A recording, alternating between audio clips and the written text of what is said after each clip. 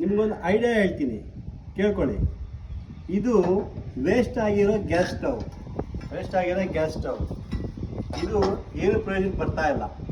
ಇದನ್ನು electric stove ಮಾಡಬೇಕು. ಯಾವ ಥರ ಮಾಡ್ತೀನಿ ನೋಡ್ತಾ ಇರಿ.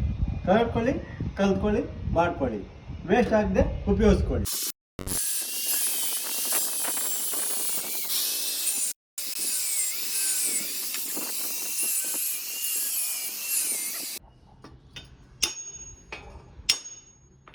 ಈ ಥರ ಹಾಕಿಟ್ಟು ಪಕ್ಕ ಬಿಸಾಕಬೇಕು. ಇಷ್ಟು ಮಾತ್ರ ಇಡಿಸ್ಕೋಬೇಕು. ಇಷ್ಟಾದರೆ ಸಾಕು, ಕ್ಲಿಯರ್ ಇರ್ತದೆ.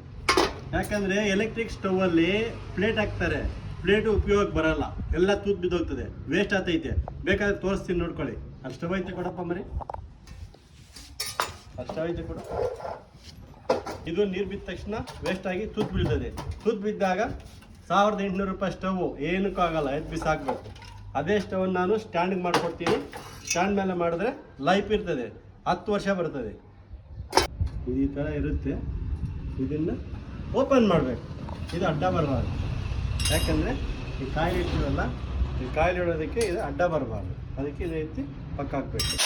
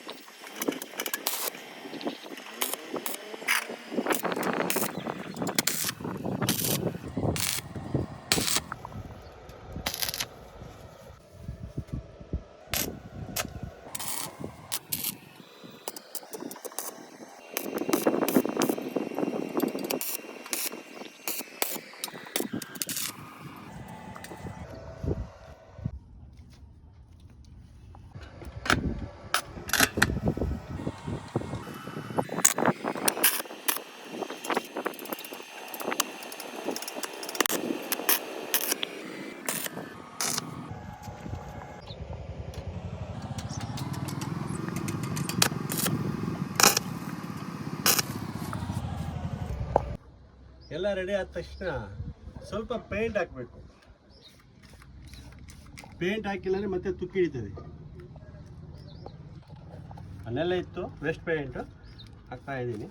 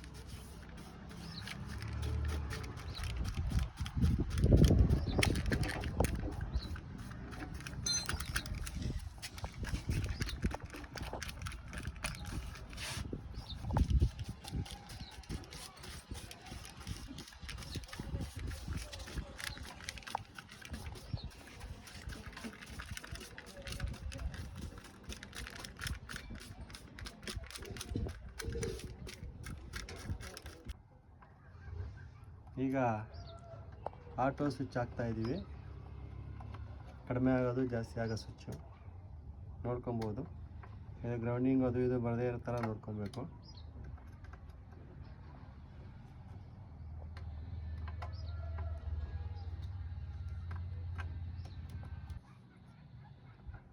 ಇದು ಬಟನ್ನು.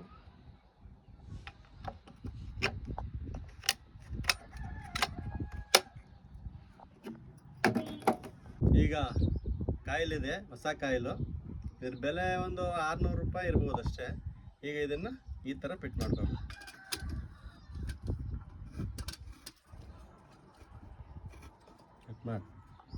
ಈಗ ಆಲ್ಮೋಸ್ಟ್ ಸ್ಟವ್ ರೆಡಿ ಆಗಿದೆ.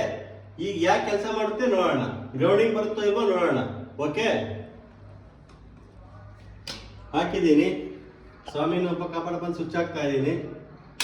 ಸ್ವಿಚ್ ಹಾಕಿದ್ದೀನಿ. ಓಕೆ, ಈಗ ನೋಡಿ ನೆಲದಲ್ಲಿ ನಿಂತ್ಕೊಂಡಿದ್ದೀನಿ. ಗ್ರೌಂಡಿಂಗ್ ಏನು ಆಗ್ತಾ ಇಲ್ಲ. ನೋಡಿ ಮುಟ್ಕೊಂಡಿದ್ದೀನಿ. ನೋಡ್ತಾ ಇದ್ದೀರಾ, ಮುಟ್ಕೊಂಡಿದ್ದೀನಿ. ಗ್ರೌಂಡಿಂಗ್ ಏನೂ ಇಲ್ಲ. ಈಗ ಹೀಟ್ ಬರ್ತಾ ಇದೆ ನೋಡೋಣ.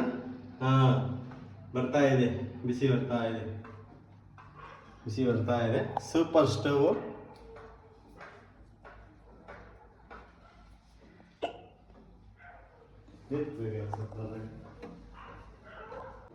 ಈಗ ತಾವು ಗಮನಿಸ್ಬೋದು, ಕಾಫಿ ಕುದೀತಾ ಇದೆ.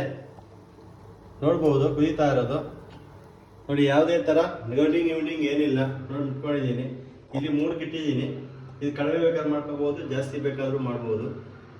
ಸೂಪರಾಗಿ ಕುದೀತಾ ಇದೆ, ಏನು ಟೆನ್ಷನ್ ಇಲ್ಲ. ಈಗ ಗಮನಿಸಿ ಇಲ್ಲಿ ಬರೀ ಇದು ಕುದೀತಾ ಇರೋದು. ಬಿಡ